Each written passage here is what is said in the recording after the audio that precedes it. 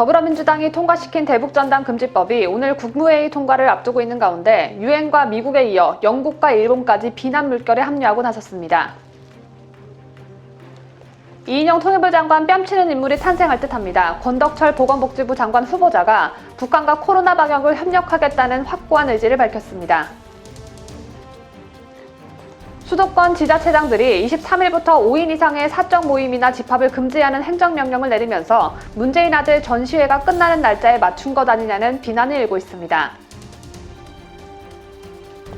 문재인 아들 문준용이 코로나 피해로 인한 예술지원금 1,400만 원을 받아 개인전을 연 것으로 확인됐습니다. 1,400만 원은 지원되는 금액의 최고치인데 국민들은 뭐 같은 집구석이라며 분노를 금치 못하고 있습니다.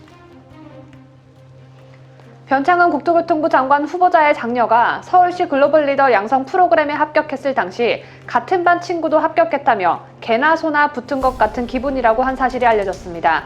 누리꾼들은 특권층 아닌 사람들을 무시하는 게 변창흠 집안 유전이냐며 변창흠이 장관 되면 변창흠 딸의 싸가지가 더 없어질 거라고 우려했습니다. 부산광역시가 시민들에게 쥐 죽은 듯 집에 머무르라며 시민들을 쥐에 비유했습니다. 시민들은 이제 개돼지도 모자라 죽은 쥐 취급까지 하는 거냐며 반발하고 나섰습니다.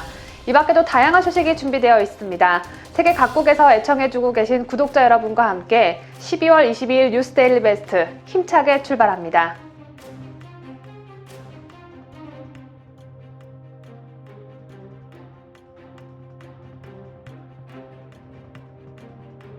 시청자 여러분 안녕하십니까? 뉴스데일리 베스트 민앵커입니다.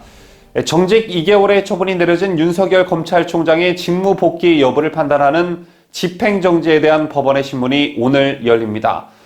단순히 검찰총장이 복귀하느냐 마느냐의 문제를 넘어 워낙 사안이 중대한 만큼 정치적 파장이 예상되는데요. 복잡한 문제인 듯 보여지나 핵심은 윤 총장에게 내려진 정직 2개월 처분이 위법하냐 그렇지 않느냐입니다. 자, 때문에 법무부는 이번 처분이 대통령이 제거한 사안이라는 점을 강조하는 반면 윤 총장 측은 다시 한번 위법한 징계라는 점을 부각시킬 것으로 예상됩니다. 여기에 더해 총장이 업무를 보지 못하면 월성 원전 수사와 같은 주요 수사에 차질이 생긴다는 논리가 더해질 듯 보여집니다. 윤 총장 측은 어제도 법원에 추가 증거와 설명 자료를 내면서 총력전을 펼쳤다고 하는데요. 현재 코로나 재확산으로 모든 재판을 3주 연기하라는 권고가 내려졌지만 집행정지 사건은 예외입니다. 그만큼 시기가 급박하다고 보는 것인데 이에 따라 윤 총장이 재복귀할 것인지에 대한 법원의 판단은 성탄절 연휴 전에 내려질 것이란 전망이 우세합니다. 여러분 아시다시피 윤 총장 징계는 우선 내용면에서 위법하고 또 부당했습니다. 징계의 근거로 삼은 사유들이 하나같이 납득할 수 없는 그런 것들이었죠. 판사 사찰을 지시했다는데 대다수 판사가 공개된 정보 취합을 사찰이라고 보는데 동의하지 않았습니다.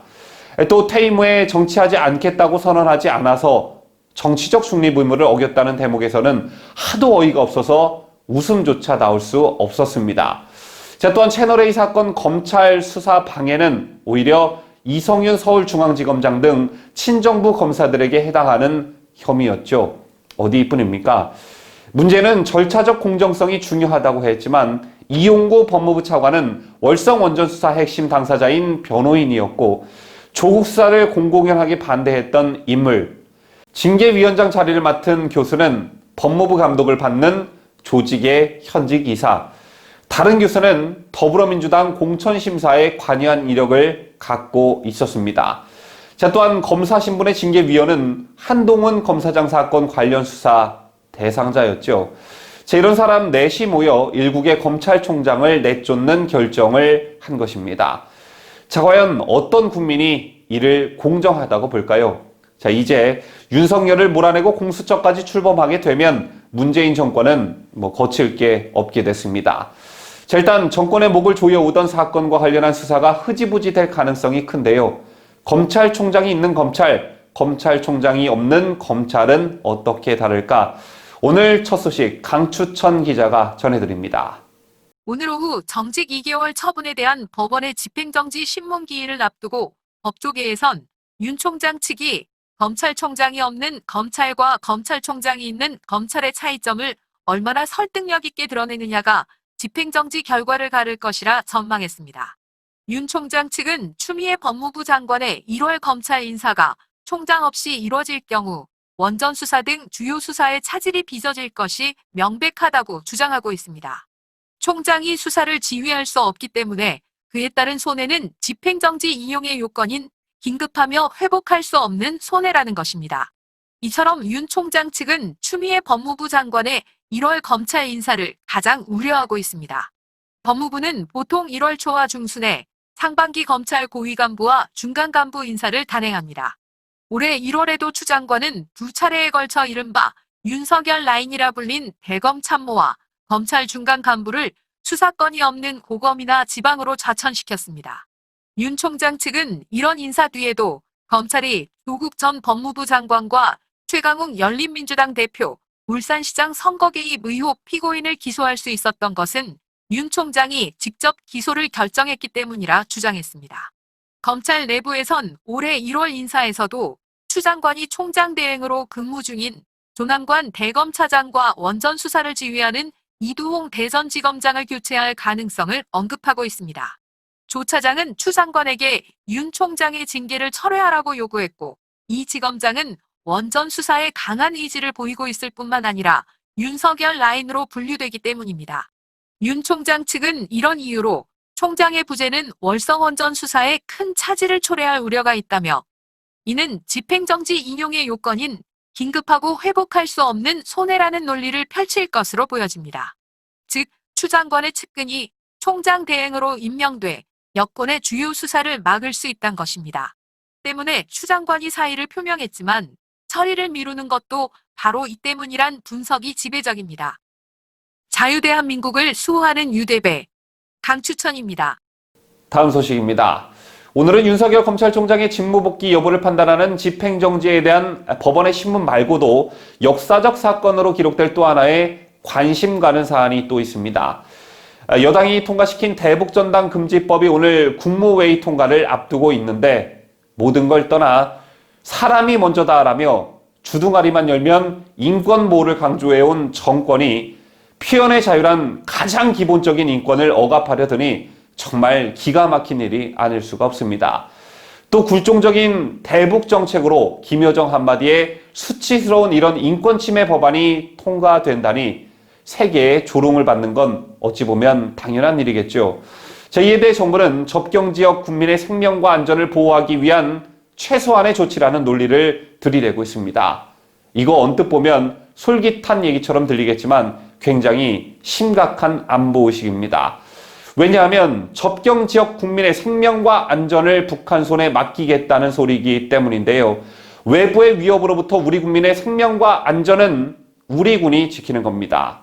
그러면서 정부는 인권은 타협할 수 없는 가치로 존중하고 있다고 말하고 있습니다. 도저히 앞뒤가 맞지 않은 말이죠.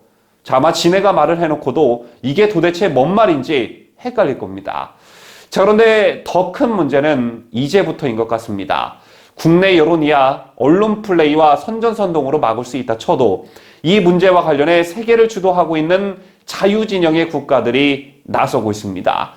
유엔과 미국에 이어 영국과 일본까지 반대하고 나섰는데, 그럼에도 여당은 내정 간섭이라며 객기를 부리고 있습니다. 이 소식은 강혜국 기자가 준비했습니다. 영국의 대표적 지한파 인사인 데이비드 울턴 상원 의원이 자국 외무장관에게 서한을 보냈습니다. 대북전단금지법은 재갈물리기 법이라며 이 법이 통과되면 더 이상 북한의 인권과 존엄성을 알릴 수단이 없다며 한국 정부의 재고를 촉구해달라는 내용입니다. 일본 유력 일간지 아사히 신문도 사설을 통해 북한의 불합리한 요구에 굴복해 시민의 권리를 제한하는 조치는 재고해야 한다고 밝혔습니다. 앞서 미 의회 산하의 초당적 인권기구는 대북전단금지법이 표현의 자유를 위축시킬 수 있다며 내년 1월 청문회를 예고했고, 16년 연속 북한 인권 결의안을 채택한 유엔도 우려를 나타냈습니다. 이렇게 미국과 유엔은 물론 세계 자유진영의 큰 축인 영국과 일본까지 우려를 나타내고 있는 마당에 이 법을 추진한 한국의 더불어민주당은 내정 간섭이라는 반응을 보이고 있습니다. 또한 정부 여당은 한반도에 대한 이해가 부족해 생긴 오해와 왜곡이라는 입장입니다. 한반도에 대한 이념적 편견과 불종적 대북 정책이 낳은 도저히 민주주의 국가에서는 나올 수 없는 법안이라는 것을 세계가 알고 있는데도 말입니다. 한편 대북전 당금지법이 오늘 국무회의를 통과하면 3개월 뒤부터 시행됩니다. 자유대한민국을 수호하는 뉴스데일리 베스트 강혜국입니다. 코로나 자가격리 기간을 어기고 마스크 착용이 의무인 아부다비에서 노마스크 행보로 논란이 된 권덕철 보건복지부 장관 후보자가 벌써부터 문재인의 사랑을 듬뿍듬뿍 받으려는 듯한 행보를 보이고 있습니다. 북한의 코로나 방역을 이유로 우리 측 지원을 받지 않겠다는 뜻을 여러 차례 밝힌 상황에서도 권덕철 후보자는 남북 보건의료 협력이 필요하다고 답한 것으로 확인됐습니다. 보도에 김자유 기자입니다. 어제였던 21일 국회에 제출된 보건복지부 장관 후보자 인사청문회 서면질의 답변서에 따르면 권덕철은 남북 코로나 방역 협력 및 보건 의료 협력 재개 방안을 묻는 질의에 감염병의 세계적 확산 시대에 남북의 코로나 방역을 위한 보건의료 협력의 필요성은 어느 때보다 강조되고 있다고 답했습니다. 권덕철 보건복지부 장관 후보자는 남북 보건의료 협력은 한반도 건강공동체 구현이라는 공통된 목표하에 남북이 서로 협력한다는 자세로 체계적으로 추진될 필요가 있다며 외교부 통일부 등과 긴밀한 협의를 통해 남북 코로나 방역 및 보건 의료 협력이 재개될 수 있도록 노력하겠다고 답하기도 했습니다. 그러나 북한은 코로나 방역 등을 이유로 우리 측에 어떠한 지원이나 물자도 받지 않는 상황입니다.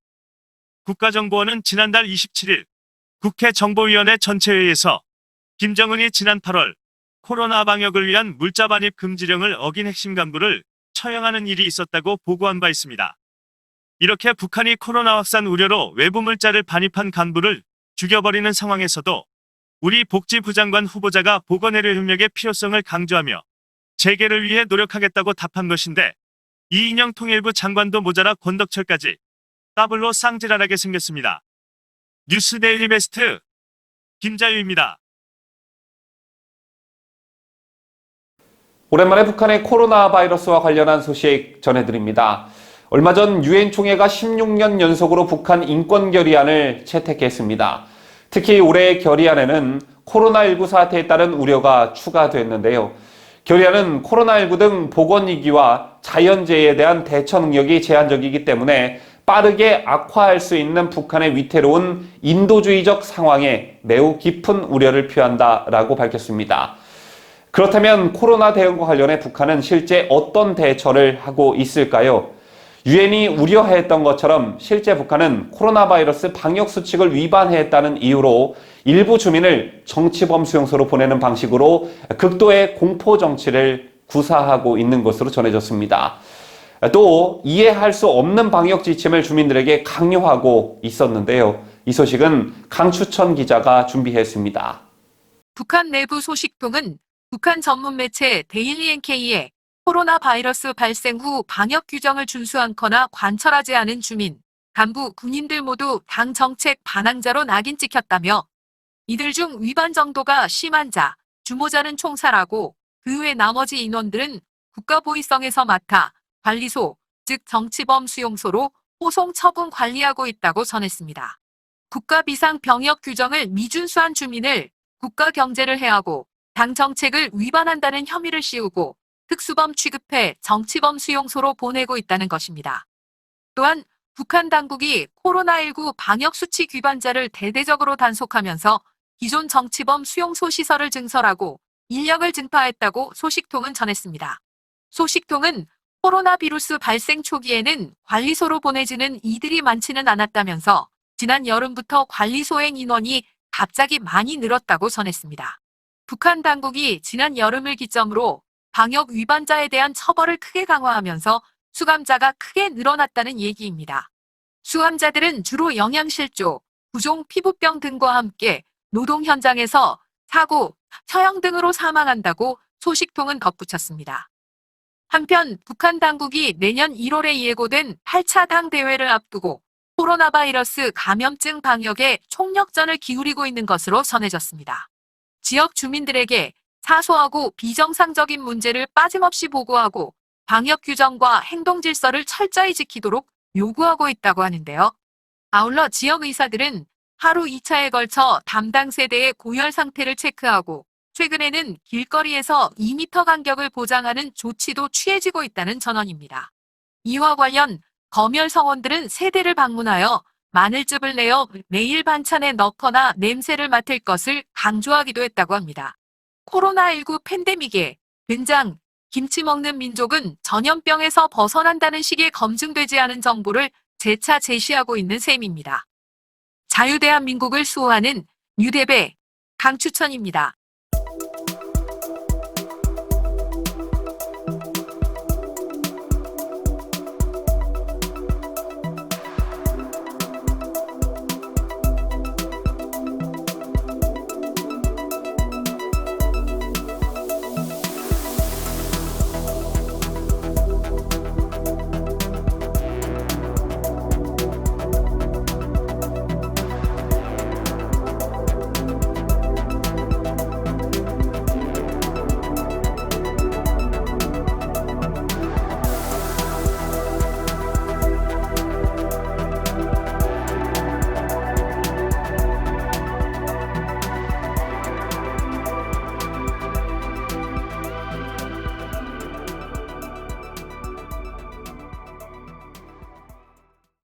코로나에 대처하는 문재인 정부의 무능력에 대한 논란이 이제는 문재인 아들 문준용 코로나 혜택 의혹까지 더해져 국민들의 화딱지가 배로 커지고 있습니다.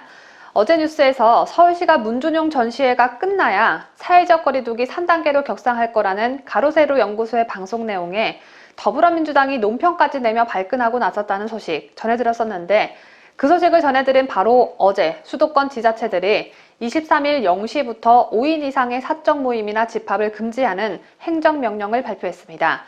일각에서는 이 행정명령이 24일부터 내릴 것으로 예정됐지만 문준용 전시회가 끝나는 날에 딱 맞춰서 시작하면 문준용 전시회가 끝나는 날을 기다렸다는 티가 너무 날까봐 하루 정도는 앞당긴 거라는 얘기도 나옵니다. 잔머리를 요리조리 잘 굴려대는 정부인인 만큼 그럴 가능성은 없지 않아 보입니다. 여기에 더해 문준용이 자신의 개인전을 위해 서울시 산하의 서울문화재단에 긴급예술지원금을 자발적으로 신청하고 총 1,400만 원을 수령한 사실이 알려지면서 역시 뻔뻔한 문가의 핏줄이 맞구나라는 평이 쏟아지고 있습니다. 모든 분야에 계시는 분들이 마찬가지겠지만 코로나로 인해 공연이 연기되거나 취소되면서 예술인들의 형편 또한 악화되고 있습니다. 그 어려운 형편의 예술인들을 제치고 정부의 지원금을 받은 문준용 1,400만 원이라는 금액대도 상당하죠. 지난 5월 정부가 1차 긴급재난지원금을 뿌렸을 당시 문재인은 본인과 김정숙 몫의 지원금 60만 원 전액을 기부하겠다고 밝히면서 뜻이 있는 만큼 기부에 참여해 주길 바란다고 국민들에게 독촉했습니다. 당시 문재인 정부가 국민들에게 재난지원금을 주면서 받으라는 건지 받지 말라는 건지 논란이 참 많았는데, 국민들이 기부하면 뭐합니까? 결국 그 돈을 차지하는 건 문재인 아들인데 말입니다. 이 같은 논란의 당사자인 문준용은 또 뭐라고 해명했을까요? 문준용 반응은 강혜국 기자가 전합니다. 문재인 김정숙 사이에서 태어나 지 애미애비를 쏙 빼닮은 준용이는 서울시로부터 1,400만 원을 받아 특혜 지원 논란이 불거진 것과 관련해 절차에 문제가 없다는 입장을 내놨습니다. 국민들은 절차를 따지고 든 게 아니라 그 돈을 신청해 받았다는 것 자체를 어이없어 하는 건데, 문준용은 왜 절차에 대한 해명을 하는 건지 모르겠습니다만 어쨌든 문준용의 주장 한번 들어보시죠. 문준용은 21일 오후 자신의 페이스북에서 코로나 지원금은 작가에게 수익으로 주는 돈이 아니라 작가가 전시작품 제작에 사용하는 돈이라며 코로나로 피해를 본 예술산업 전반에 지원금이 돌아가게 하는 것이라고 밝혔습니다. 그러면서 그런 취지로 처음부터 사용 규칙을 정하고 계획을 상세하게 제시받아 적절성을 심사해 저를 지원 대상으로 선정한 것이라며 지원금은 별도 통장에 넣어 작가가 손대지 못하게 하고 영수증 검사도 철저히 한다고 주장했습니다. 문준용은 지난 4월에 계획했던 전시 3건이 취소돼 손해가 크다며 지원금을 신청한 것으로 알려졌습니다. 여기서 손해는 누구의 손해를 말한 걸까요? 당연히 문준용 본인의 손해겠죠. 서울문화재단 자료에 따르면 시각예술 분야 지원금은 총 6억 561만 원으로 모두 46명에게 지급됐습니다. 최저 지원금은 600만 원이었고 최고액은 1,400만 원인데 문준용이 그 최고액의 주인공이 된 것이었습니다. 정말 대단합니다.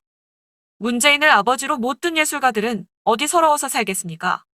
지원금을 받아 지난 17일 서울의 한 갤러리에서 개인전을 개막한 문준용은 해당 갤러리의 운영자가 문재인의 초등학교 동창이라는 점과 함께 코로나가 확산하는 상황에서 개인전을 여는 것이 부적절하다는 지적에 대해서도 방역 지침을 준수하고 있으니 걱정 말라고 당당하게 반박했습니다.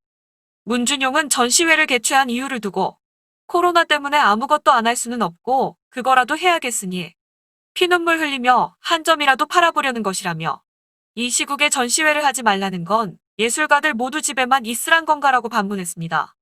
그러면서 전시회와 관련해 여기저기 계약해 놓아서 취소할 수도 없다며 사회적 거리두기 3단계가 시행되면 바로 문 닫을 각오로 하는 것이라고 했습니다. 국민가수 나훈아님도 공연을 취소하고 세계적인 음악가들도 한국에 이미 입국했지만 공연을 취소한 마당에 일개 문재인 아들 따위가 이런 소리를 짓거리다니 제가 지금 뒷목 잡고 쓰러지지 않는 게 다행일 정도로 화가 치밀어 오르는 해명이네요. 제가 문준용한테 조언 하나 하겠습니다.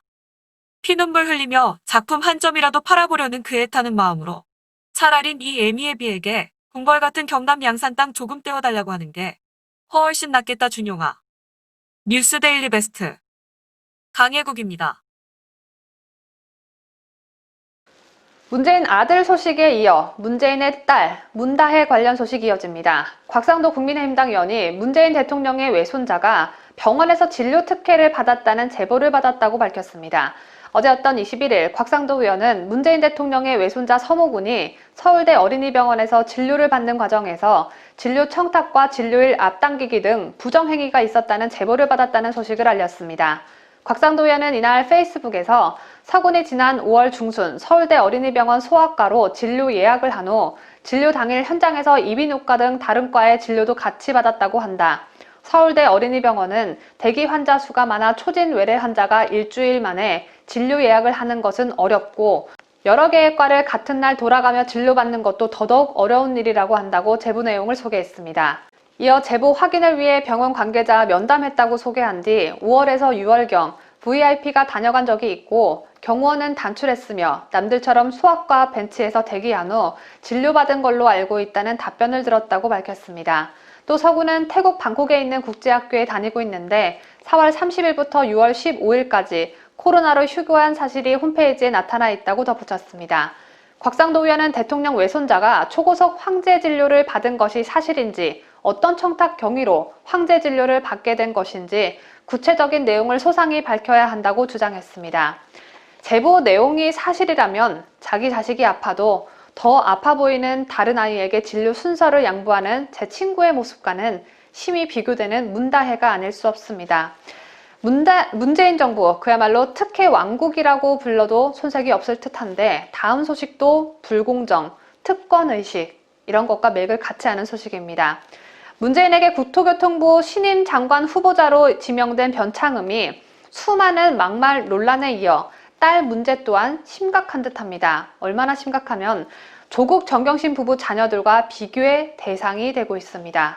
변창흠 딸과 관련해 논란이 되고 있는 사안은 두 가지인데 한 가지는 조국이 받고 있는 혐의와 똑같이 대학 진학 과정에서 허위 인턴 경력을 제출한 것이고 다른 한 가지는 지 아버지와 똑같이 막말 논란입니다. 변창흠 딸도 참 딱합니다. 본의 아니게 아버지를 변창흠으로 둬서 인성이 그리 바르진 못한 듯합니다. 보도에 강혜국 기자입니다.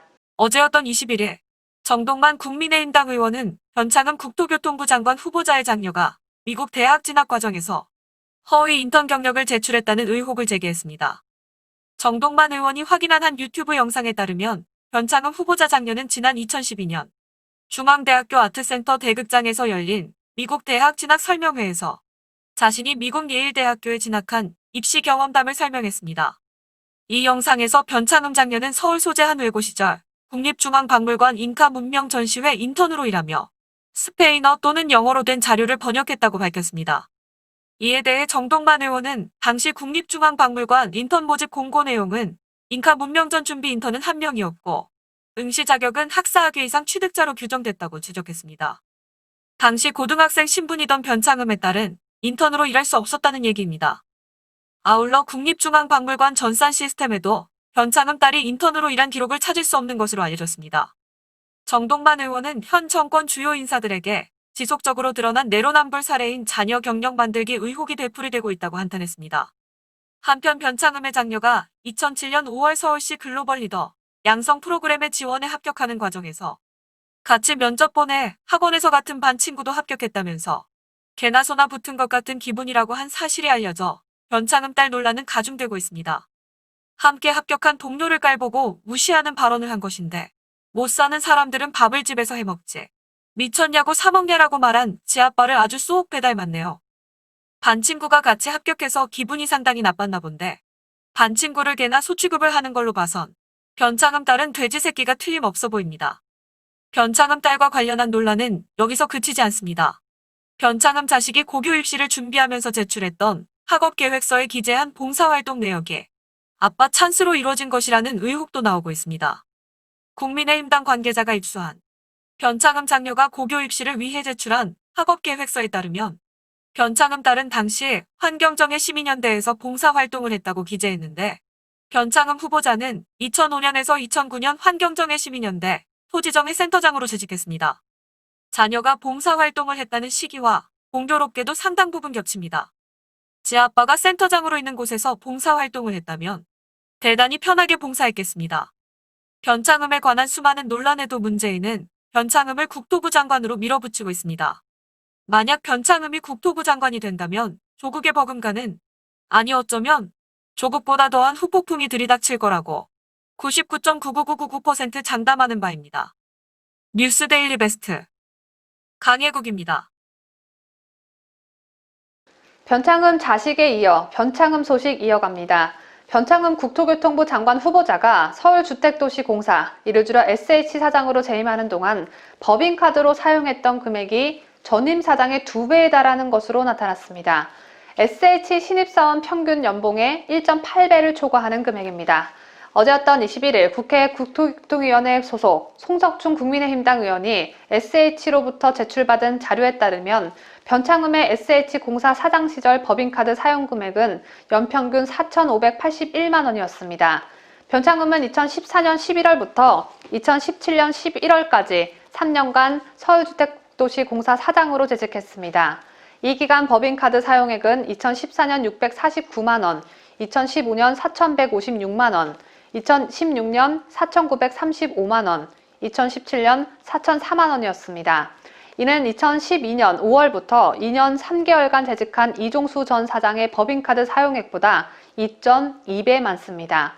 이 전 사장은 월평균 173만 원, 연평균 2,070만 원을 사용했기 때문에 변창흠은 전후임 사장보다도 법인카드 사용액에서 큰 격차를 보인 것입니다. 이에 대해 송석준 국민의힘당 의원은 SH 후임 사장으로 임명된 김세용 사장이 SH의 재정 적자를 극복하기 위해 법인카드를 포함한 사장 업무 추진비를 대폭 감축한 것만 봐도 변창흠 후보자가 그동안 얼마나 법인카드를 방만하게 사용했는지에 대한 방증이라고 지적했습니다. 자기 돈 아니라고 돈을 물쓰듯 쓰는 변창흠이 국토부 장관이 되면 국민 세금을 또 얼마나 써제낄지 안 봐도 비디오입니다. 어제 방송에서 안철수 국민의당 대표의 서울시장 출마 선언과 관련해 2가지 전제 조건을 말씀드렸는데요. 첫째, 국민의당으로 들어와 경선에 참여하고 만약 경선에서 떨어질 시에 무소속 출마 등 불복 행위를 하지 않겠다는 점을 명확히 해라. 둘째, 본인이 말한 문재인 독재 정권 타도의 진정성을 의심받지 않으려면 야권 분열의 도화선이 될 수 있는 대선 출마와 관련해 불출마 의사를 분명히 해라.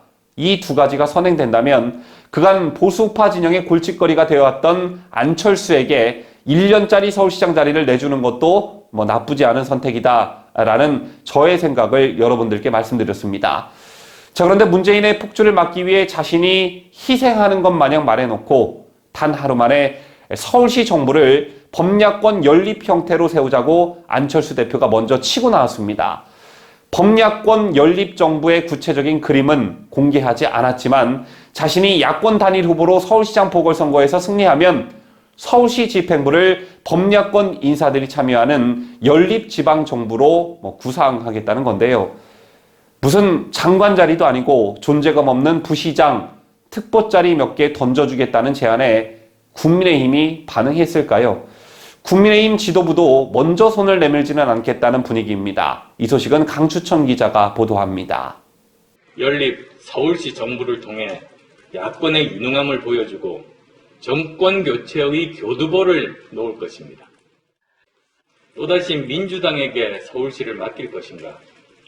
정녕 문재인 정부 시즌2를 원하는가라는 이것 하나만 생각합시다.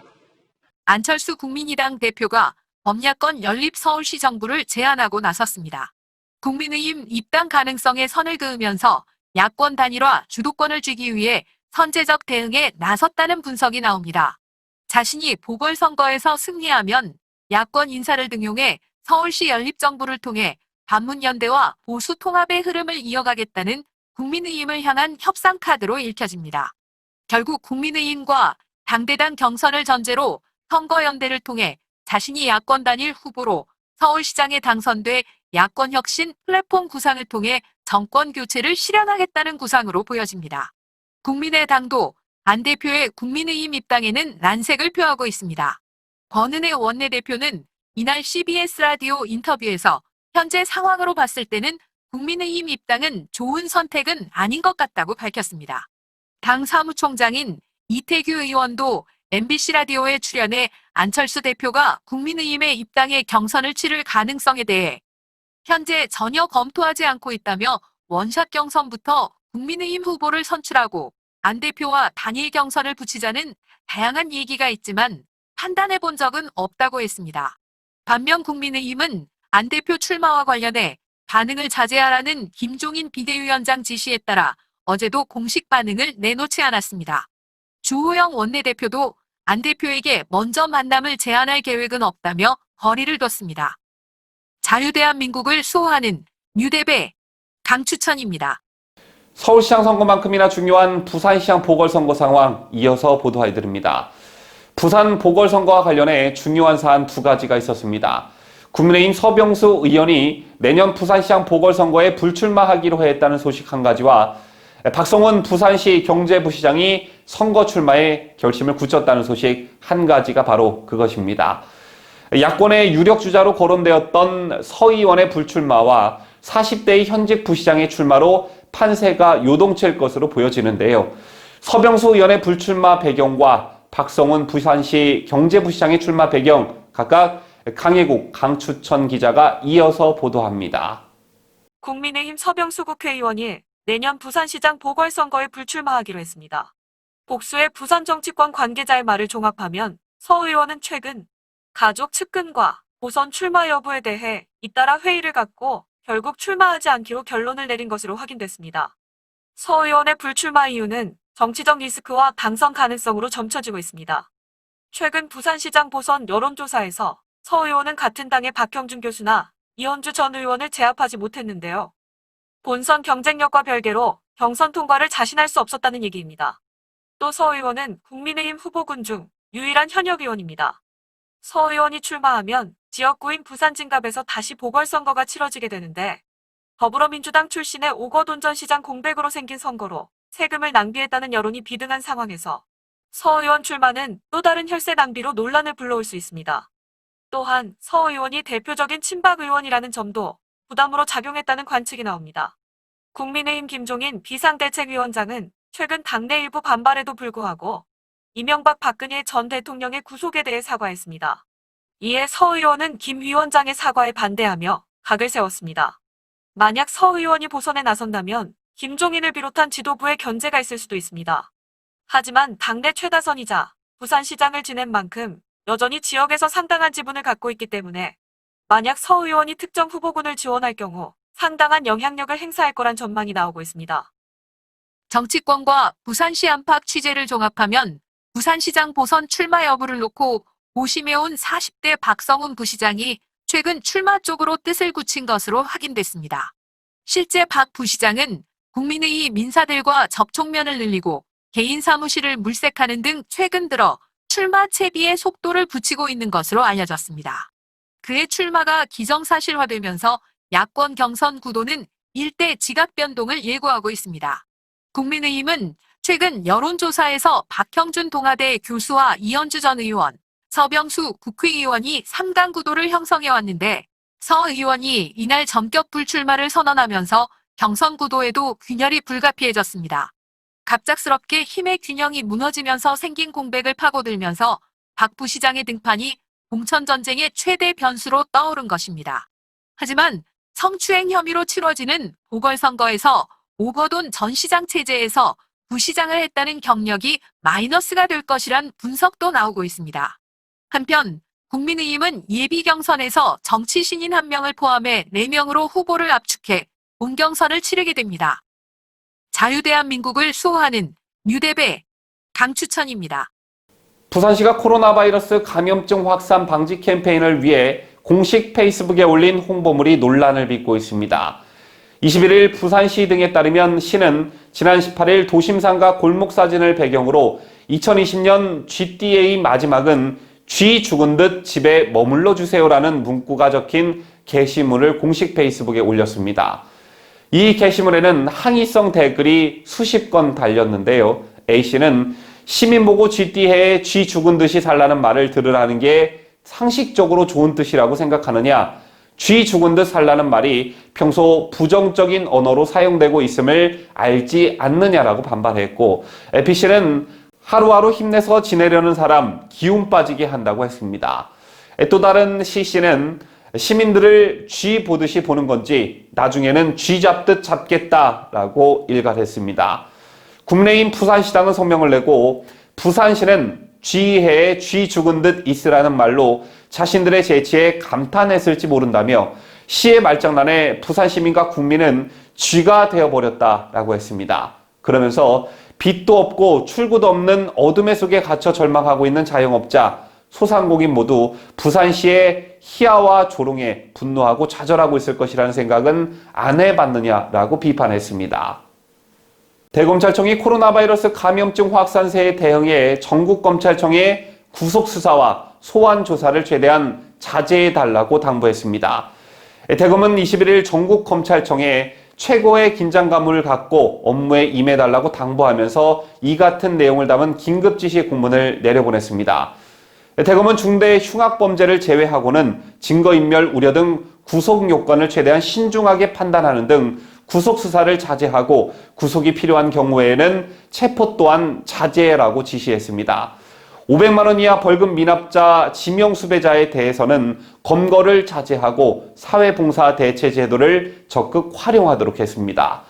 또 피의자 참고인 등 사건 관계인 소환 조사를 자제하고 전화 진술 등을 적극적으로 활용하도록 했습니다.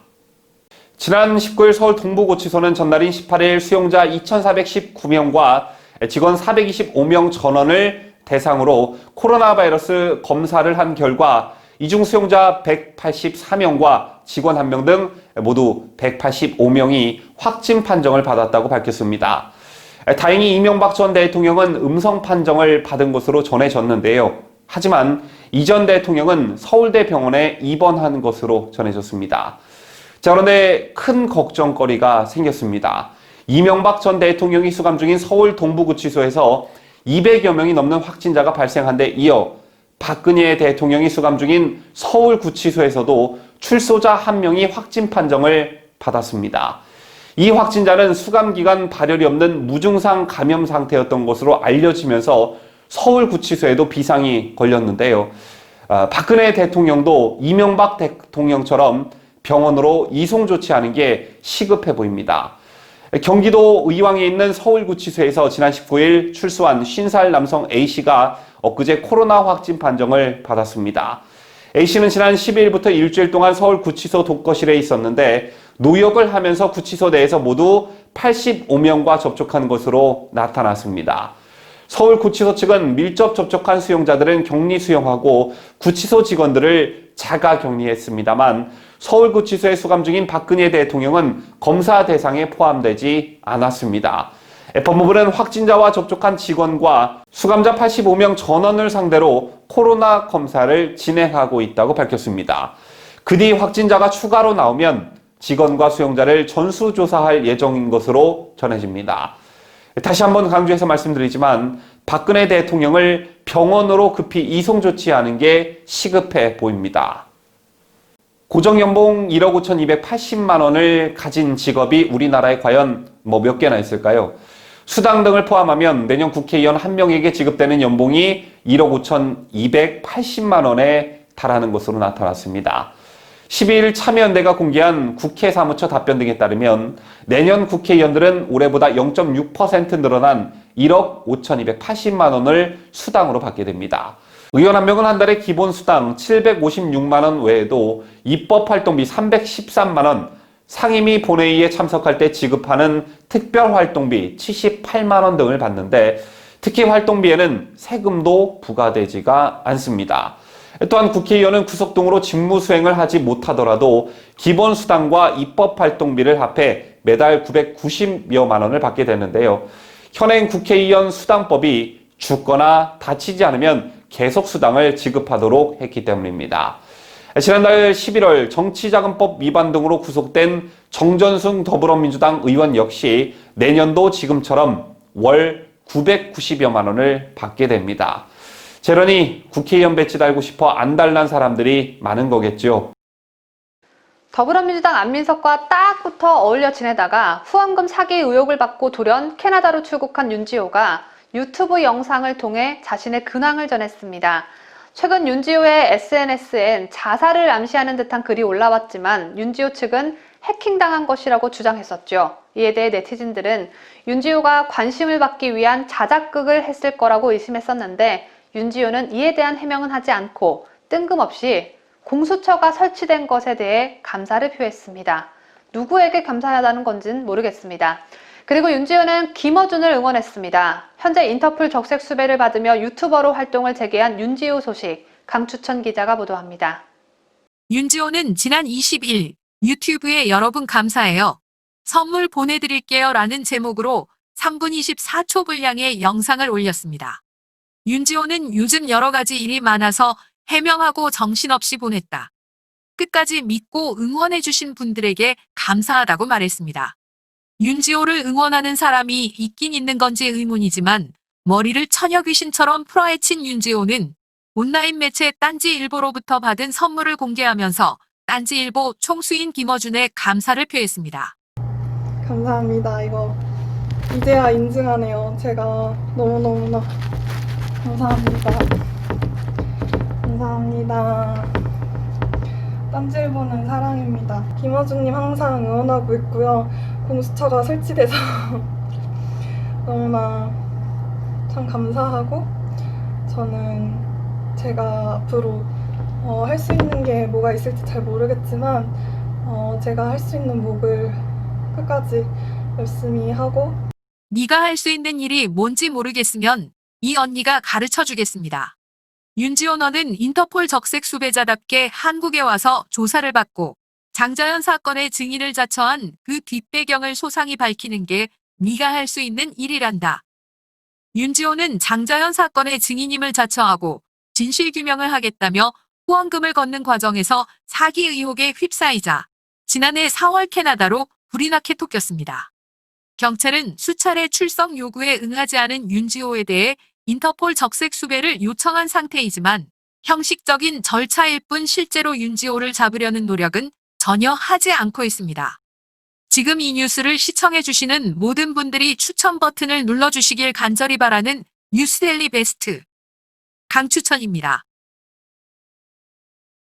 아직 저희 채널을 구독하지 않으신 분 계시다면요. 구독 버튼 꼭 눌러주시고요. 알람 설정도 부탁드립니다.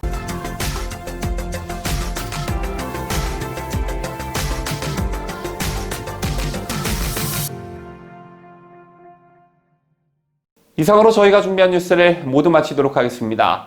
오늘은 추위 대신 미세먼지가 심해진다고 합니다. 대부분 지역에서 미세먼지 농도가 나쁨 단계까지 치솟는다고 하는데요. 코로나의 미세먼지에 구독자 여러분 건강관리 유의하시기를 바라겠습니다. 지금까지 저는 뉴스데일리 베스트 민앵커였고요. 저는 내일 여러분이 꼭 아셔야 할 뉴스를 가지고 돌아오도록 하겠습니다. 끝까지 시청해주신 여러분 대단히 감사합니다.